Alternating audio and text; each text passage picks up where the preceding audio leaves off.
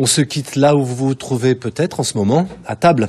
Celle-là est un peu spéciale, elle est gérée par l'association L'Arche et chaque lundi, elle reçoit des clients valides et handicapés mentaux qui, ensemble, partagent bien plus qu'un bon petit plat. Elisabeth Philly, Damien Le Fauconnier. Au service, 2 personnes porteuses de handicap mental. À la table d'hôtes, amis, familles, touristes se mêlent aux handicapés. L'association L'Arche accueille des adultes ayant une déficience mentale. Ce lieu a été baptisé Katimavik, rencontre en langue inuite parlée dans le nord canadien. Je suis venue voir un petit peu, puis voir et témoigner de son bonheur. J'ai jamais vu Mariam aussi heureuse de sa vie. Aujourd'hui, il y a encore trop souvent une peur, une appréhension. Et nous, vraiment, voilà, ce qu'on propose à l'Arche, c'est de venir partager un moment et se rendre compte en fait que ce sont des personnes comme tout le monde, comme les autres, qu'elles ont beaucoup à offrir, beaucoup à partager. Pour effacer les craintes, la rencontre se poursuit à l'étage.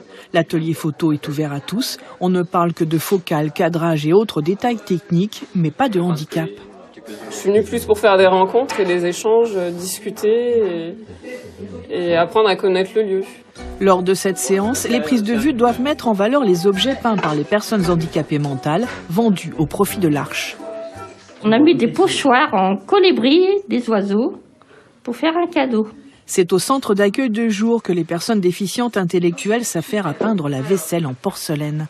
C'est souvent des personnes à qui on a dit qu'elles ne savaient pas faire grand-chose ou qui sont très assistées du coup, alors qu'en fait elles sont vraiment capables de faire beaucoup de choses par elles-mêmes. Qu'est-ce qu'on met, Maïlou ? Un oiseau. Les oiseaux ? Le but de cet accueil de jour, c'est vraiment de mettre en valeur, en lumière, le don des personnes en situation de handicap, à la fois le don dans les activités matérielles, mais plus généralement leur don en termes de relations, d'ouverture du cœur. Chaque tasse, mug, assiette sont signés, tels des messages adressés à tous ceux rencontrés au Katimavik. Ici, vivre ensemble prend tout son sens.